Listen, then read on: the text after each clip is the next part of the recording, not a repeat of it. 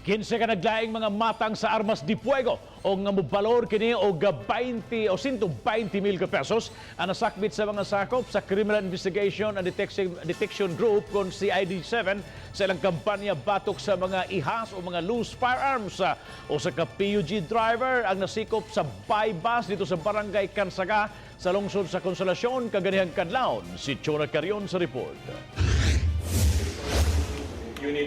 Nasikop human positibong napalitan sa kapulisan og duha ka 45 kalibre nga armas de fuego gamit ang 15 mil pesos nga bypass money si Lindo Lenjo Cuevas, 33 anyos. Nasakmit usab ang 13 ka nagkalain-laing matang sa mga armas de fuego.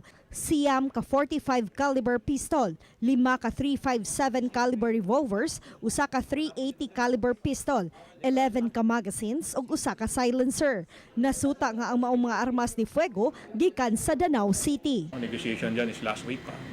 Then yung delivery happened last night. So may mga cut off, may mga cut out din sila na ginagamit para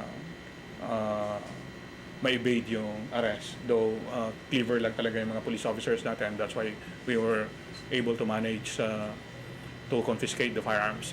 Gihimakak hinuon ni Cuevas nga siya ang nagtuno sa maong armas. Matud sa dinakpan nga igo lang siyang gisuhulan nga mo drive sa multicab ug wa na sayod nga illegal di ang transaksyon sa iyang gikauban kinsa nakasibat. Giapil ko sa kuan kay ako kuno nagdunol kuno sa armas sa mao kuno nga kuan kanang buyer nga ako wa man ko kagunit anang gibug-atuna sa armas. Diyan mo kita di sa office nga mao din na yung naong sa armas.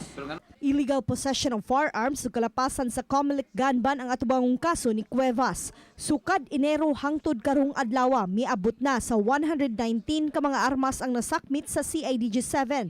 26 usab ka mga tawo ang arestado. Chona Carion, Balitang Bisdak.